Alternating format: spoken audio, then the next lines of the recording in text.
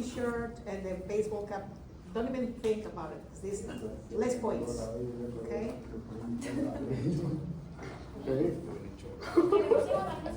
No, porque me saca. Por eso me saca que Tratar de no por el sonido, tratar. Pero no vamos a estar aquí eternamente, ¿verdad? Entonces, between 35 and 40 minutes, remember, you have to move. Okay. Shh. Quiet, everyone, quiet. If you are typing, be careful with the sound of the typing. Okay? Just check that you have good volume. We have good volume here, the devices. So I need to hear every participation. All right.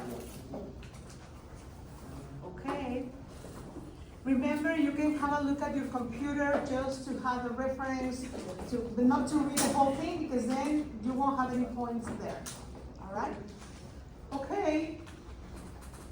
Well, good afternoon, everyone. My name is Ana Victoria Robles Cruz, and I will be the moderator for today's academic debate on the motion should ChatGPT be used in universities. Introducing participants. Affirmative team is represented by Amanda Cueto and Maria Fernanda Gonzalez. The opposing team is represented by Diego Corona and Jose Francisco Mozas. This is a timely and evolving topic. As AI becomes more present in education, it raises both concerns and opportunities. My role today is to guide the discussion, ensure respectful dialogue, and help summarize key points. For the debate structure, we'll start with opening statements, one per side. Then we'll have round one for main arguments. Each speaker will have 3 minutes. Then we'll have round two for counter arguments, and each speaker will have 2 minutes for its counter argument. Then we'll move on to a 6 minutes long open discussion without moderation, and we'll conclude the debate with closing statements. Round rules. Each speaker will be timed. I'll signal when 15 seconds are left and when time is up. Please use respectful and academic language. Refrain from interrupting others. So, without further ado, let's begin with the affirmative team. You have 2 minutes to present your opening statement. Your time begins now. Well, good afternoon, everyone. Today I want to highlight why ChatGPT should be used in universities, not to replace learning, but to enhance it. First, ChatGPT is an accessible educational tool that supports students with different learning styles and needs. Whether you are struggling to understand a complex topic or need help organizing your ideas. ChatGPT provides instant explanation, summaries, examples, and guidance, something that many students, especially those with limited resources, don't usually have access to. Secondly, it saves time and improves productivity. University students manage multiple tasks, classes, jobs, and extracurricular activities. ChatGPT helps by simplifying information and speeding up the research process. Instead of spending hours trying to understand a topic, students can ask questions and get clear, concise, and specific answers in seconds. This doesn't mean they're skipping the work, it means they are using their time more effectively. Third, ChatGPT encourages curiosity and exploration. Students can ask follow-up questions, test ideas, or learn topics beyond the classroom syllabus. This promotes independent learning, a core goal of higher education. Finally, we must remember that AI is already part of professional work. By learning how to use tools like ChatGPT responsibly in college, students are better prepared for the future job market. In short, ChatGPT is not a threat to education, it's an opportunity to make it more personalized, inclusive, and efficient. With the right guidelines, it can be a powerful 15 ally seconds left. in every student's academic journey. Thank you. Continuing from what my classmates shared, I'd like to reinforce why ChatGPT should be used in academic institutions. Affirmative team, your time is up.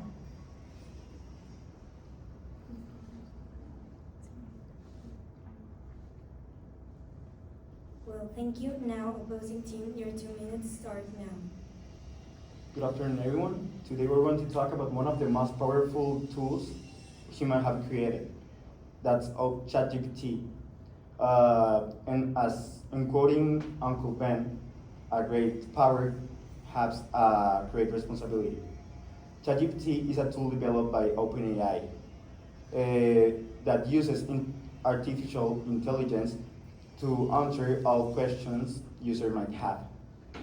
Although it promises transforming education, the question is, are we ready for this?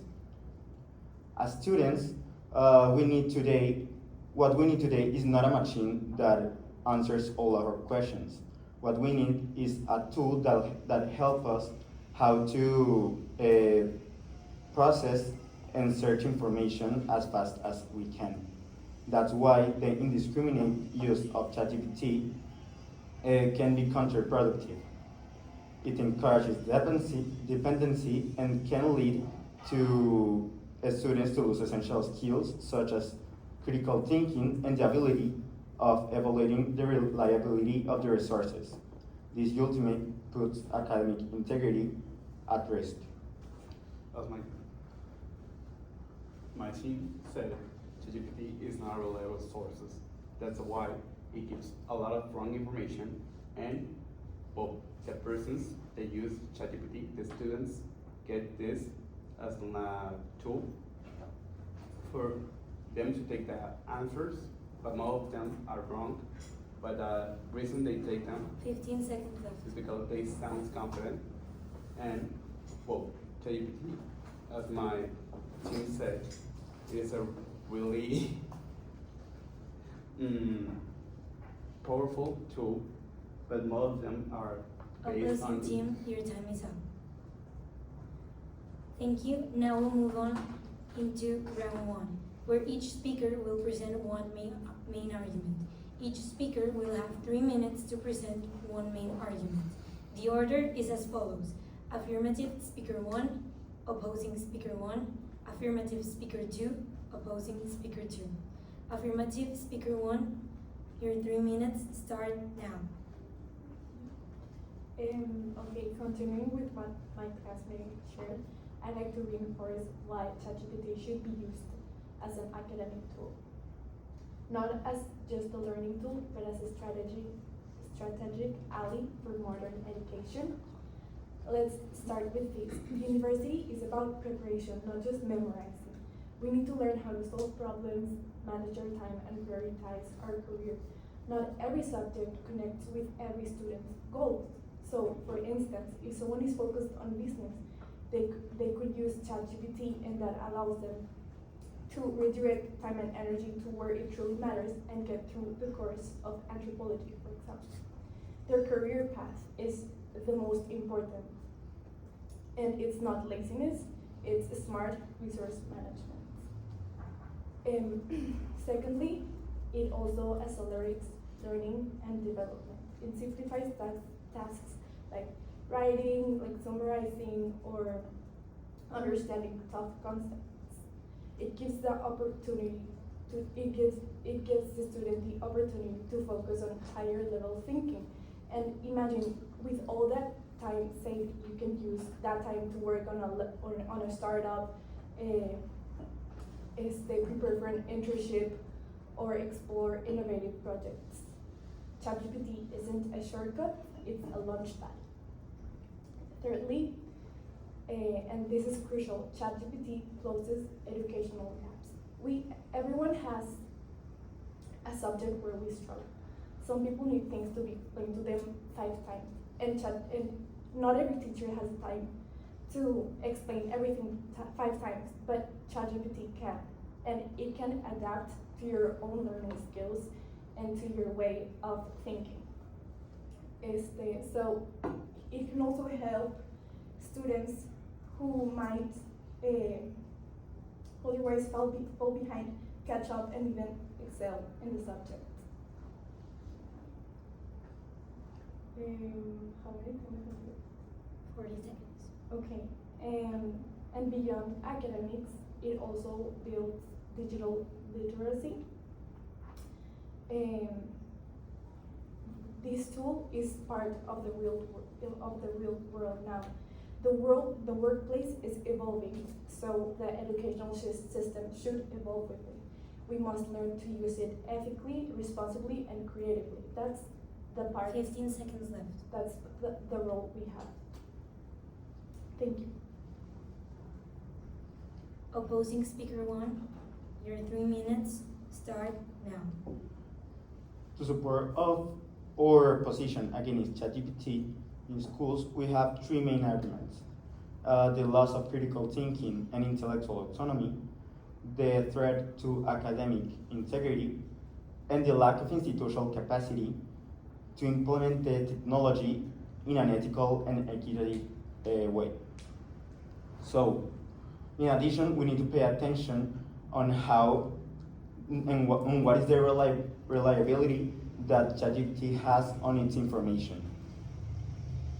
The first major risk of using ChatGPT in an educational setting is that without verifying sources, the loss of essential skills such as critical thinking and autonomy, with instant complete answers, many students stop questioning, analyzing, and conducting their own research. And that's how the own OpenAI quote says, despite its capabilities, ChatGPT-4 has similar limitations as earlier ChatGPT model. Most importantly, it still is not fully reliable. It hallucinates facts and makes reasoning errors. Great care should be taken when using the language model outputs, particularly in high-stake context. And if OpenAI says this, we need to be careful with all the information that ChatGPT gives us. Therefore, we should be regarded as a semi-reliable source, and we need, if we want to use it, we need to start focusing on the links, on the quotes. The second argument is the negative impact it can have on academic integrity. ChatGPT allows students to generate essays, assignments, and make complete answers without thinking a lot. Doing a minimal personal effort can affect in every student that use this app. And for the third argument, we need to talk about how the lack of institutional capacity to integrate ChatGPT into an educational environment we have right now. For example, if there is a student that has ChatGPT 4, 15 seconds left. the other students will have a lack in information and in how they develop in the evaluations as this student. Thank you. Affirmative speaker 2, your 3 minutes start now. Yes. One of the main arguments against ChatGPT is that it encourages academic dishonesty. But let's be honest, cheating has always existed long before AI. Students have used group chats, essay mails, and even copied work from peers. The real issue is not the tool, it's how it's used. Just like calculators in math or Grammarly for writing.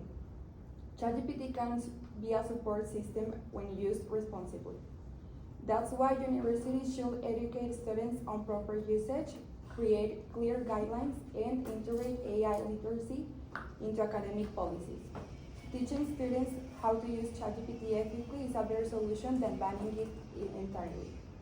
Another concern is that students may become too dependent on AI and stop thinking critically. But when used with guidance, ChatGPT can actually strengthen critical thinking. The students can ask it to summarize a concept, then debate the ideas it presents. They can use it to challenge their own understanding by asking follow-up questions or requesting counter-arguments. This active interaction helps them reflect and evaluate, which are key parts of critical thinking. Finally, some argue that ChatGPT increases inequality, but in reality, it has the potential to close educational gaps.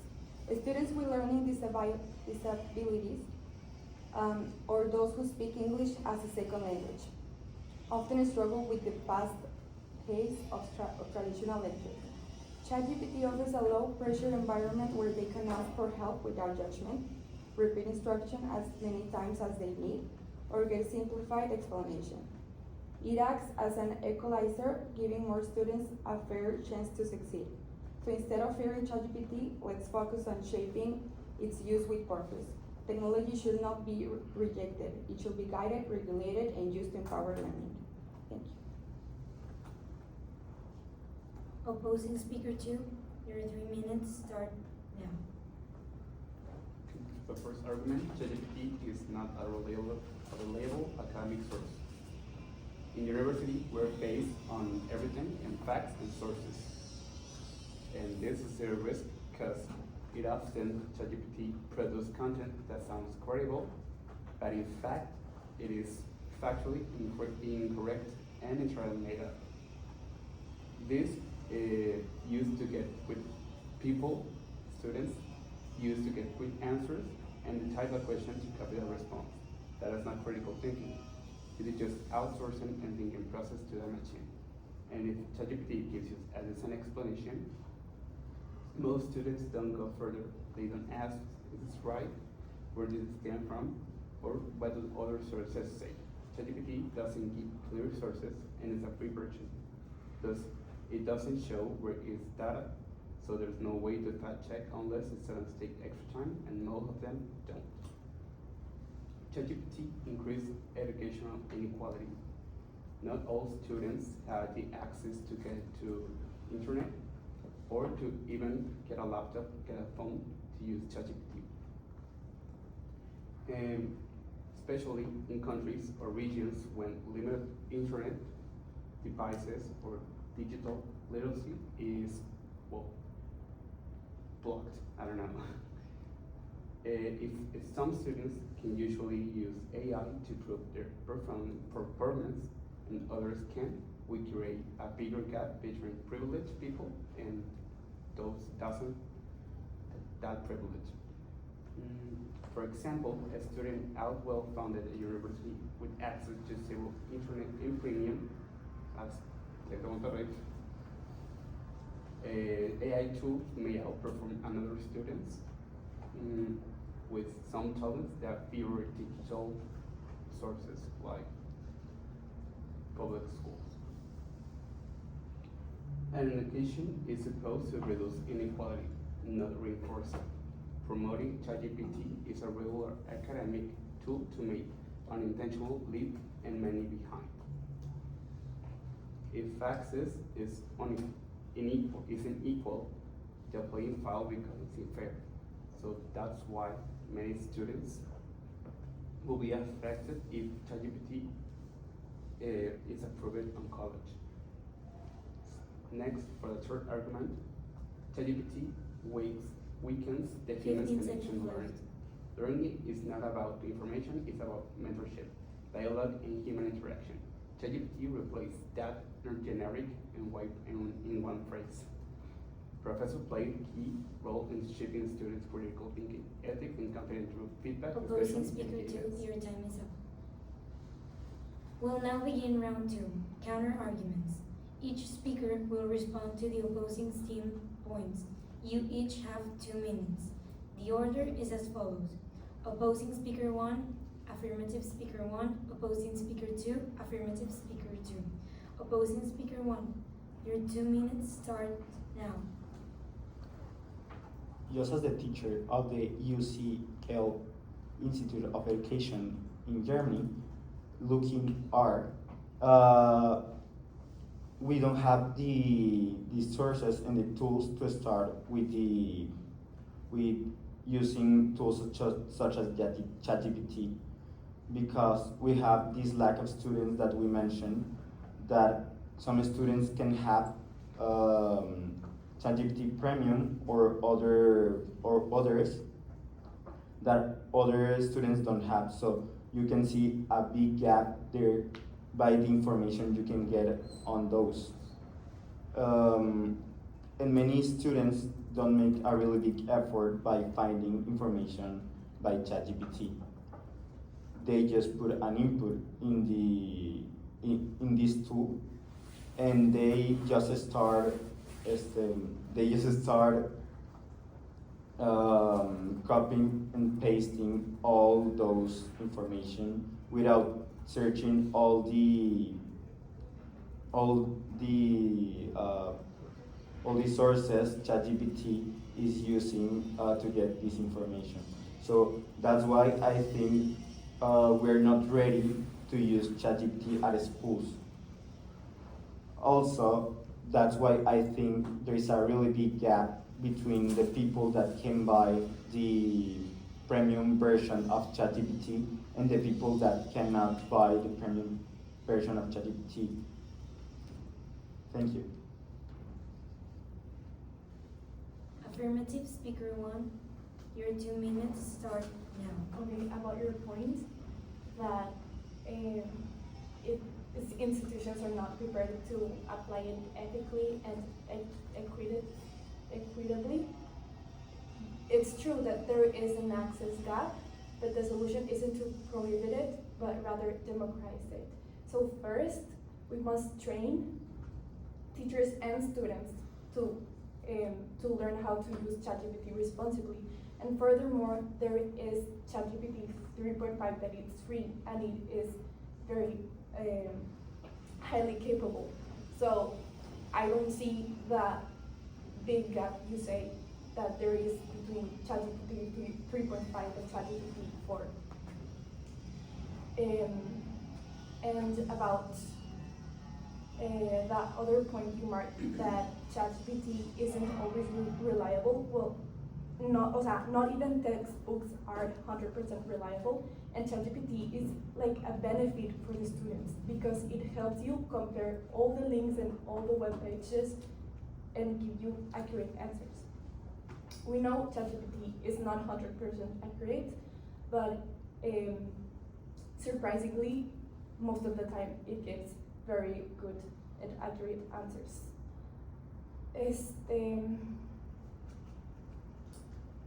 About the other thing you said, that it threatened academic integrity. Academic integrity it's not about ChatGPT, it's about educational culture. We made plagiarism way before ChatGPT. It's about learning and not about prohibiting ChatGPT. Thank you. Opposing speaker 2, your 2 minutes start now. You say that there is not a gap in there, but yes, it does. That people that doesn't have the money to pay a ChatGPT Pro or ChatGPT 4 is less advanced from the people that could pay them. You said that it could help, I don't know, ask ChatGPT for the work that you do, and most of them is accurate. But what will you take is most of them, like doing an average, while you can just search your information. You have 3 times for ChatGPT 3.5, and so the gaps continue. How the study can relate on the chat is this OpenAI said. Anyways,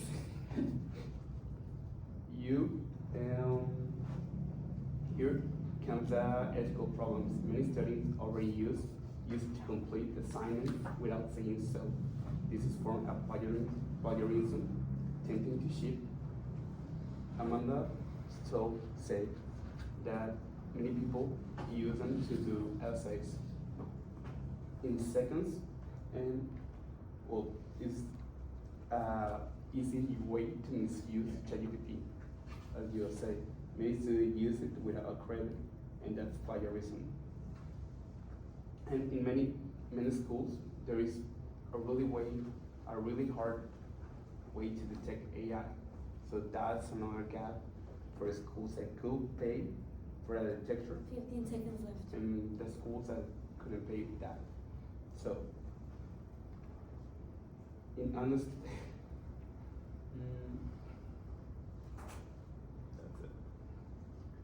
Affirmative speaker 2, your 2 minutes start now. Well, first, about inequality due to ChatGPT Plus or premium versions. Yes, there's a paid version, but the free version is still powerful and accessible. Many universities are even offering institutional access or incorporating AI tools into their platforms to ensure students have equal resources. Also, inequality in education already exists, based on access to tutors, books, internet, or even time. Banning ChatGPT won't solve inequality, but teaching students how to use it well can reduce learning gaps. Second, regarding critical thinking, ChatGPT is not designed to do the thinking for you. In fact, it works best when you already know what you are asking.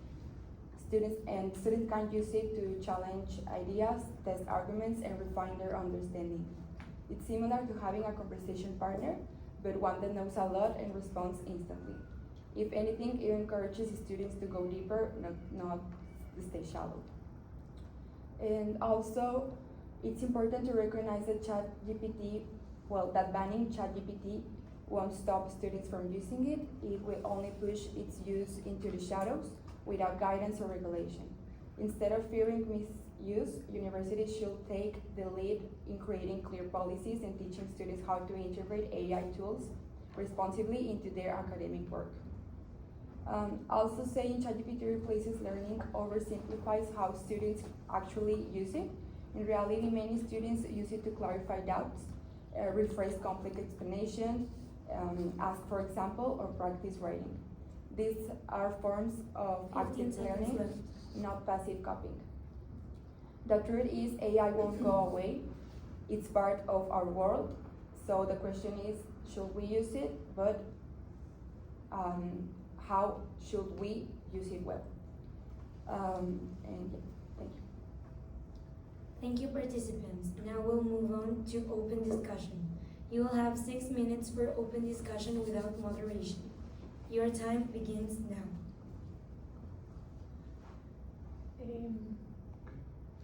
I would like to respond to my friend idea. She said that tool is not a problem, the way we use it. That sounds reasonable, but in reality, ChatGPT is a reuse to misuse.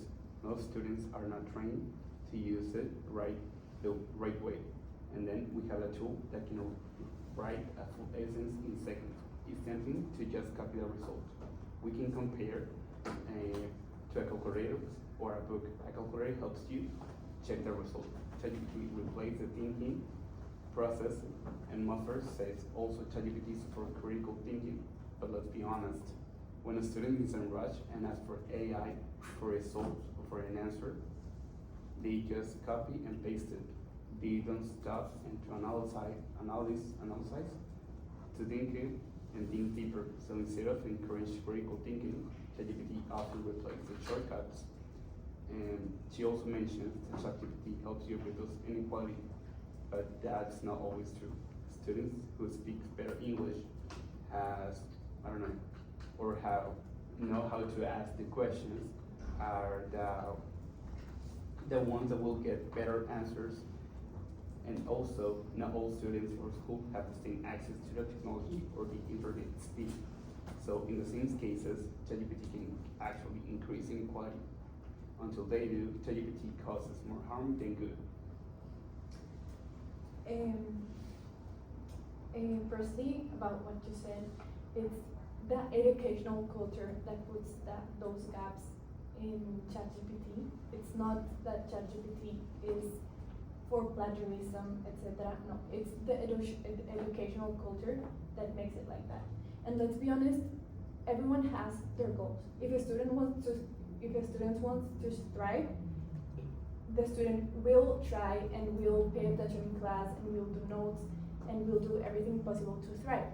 If a student doesn't care about the class, he simply doesn't pay attention and do everything with ChatGPT. It depends on every student's goal, and it's not either good or bad. It's like if my friend from the Tec of Monterrey has optativa that she's not interested in because she is in business, she can use ChatGPT to help her redirect her time and purpose and still be focused on her career path and not anthropology of the body or dignity and justice of women, or any subject that it's not with, correlated with her career path. So it's a tool. And it is rather a victimizing point of view to prohibit ChatGPT 3 minutes left. just because some people have more advantage than others. In the world, everyone has more advantage or disadvantage than others, and that doesn't stop the people to thrive. It's rather look for the solution for the ones who don't have the access to a good ChatGPT rather than just prohibit it to all. That is a break in the evolution of the world. Okay, so I don't think it's ethical to start using ChatGPT in the way you say, because it means that we are going to start normalizing the plagiarism in all the work you don't want to do or you don't like to do. So you will start to encourage students to don't care about some subjects that are in school for a reason, because they are in the study plan, because they don't want to. This will stop a lot the I don't know how to But say. you know your goals.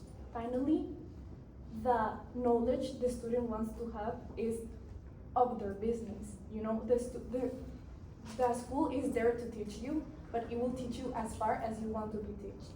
Okay, so how you are going to encourage students to find out what they like if you just go on what they think that they like and don't let them start exploring other subjects?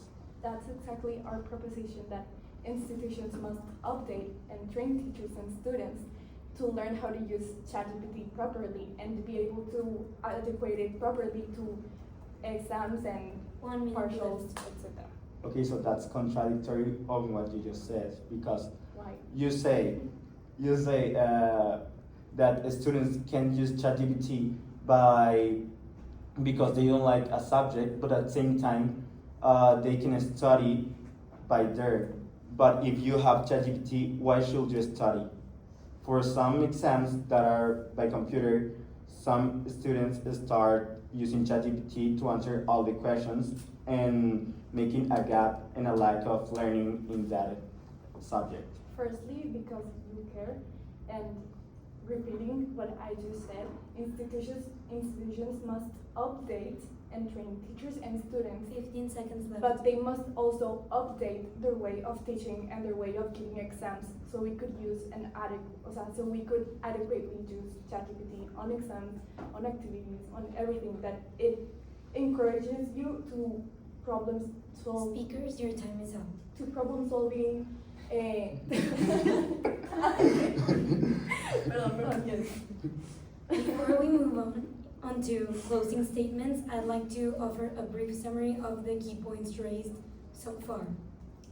So, the affirmative team has suggested that ChatGPT can be a valuable educational tool when used responsibly and ethically. They highlighted its potential to enhance productivity, assist with research, and support students who might struggle with traditional learning formats. Additionally, they argued that the validity of using ChatGPT may depend on each student career path, suggesting that while some fields may benefit greatly from such tools, others may require more traditional or hand approaches. There seems to be an emphasis on the idea that technology itself is neutral and its impact depends on how institutions and students choose to implement it. On the other hand, the opposing team has raised concerns about academic integrity, the possibility of students over-relying on AI tools, and the risk of undermining critical thinking and original work. They also pointed out that the use of ChatGPT could promote educational inequality and a gap, since not all students may have equal access to the technology or the digital skills required to use it effectively.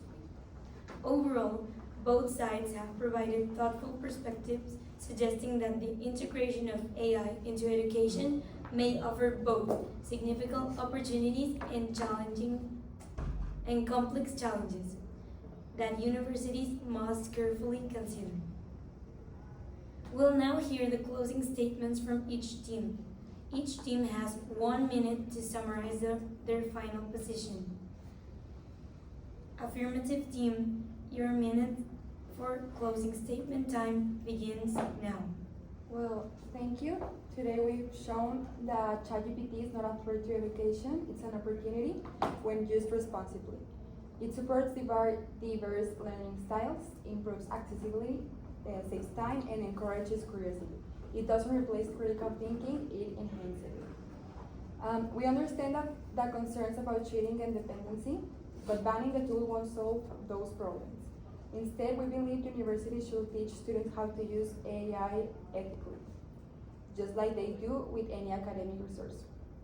Technology is part of our world, and higher education should prepare their students for that reality. ChatGPT is not about taking the easy way, it's about learning smarter, growing faster, and becoming more independent as learners. 15 seconds left. Let's not reject the future, let's guide it with purpose. Thank you. Opposing team, your 1 minute starts now. Okay, I think instead of banning ChatGPT, we shall ban ChatGPT right now, but we shall encourage teachers and students to start learning how to use ChatGPT, so in the future we can start using ChatGPT. But right now, I don't think it will be ethical and moral to use ChatGPT at schools. So we need to create fair rules that can make ChatGPT a good tool to use for students and for teachers. So there is no real gap into these two sites, the one that has ChatGPT and the one that doesn't have 15 ChatGPT. seconds left.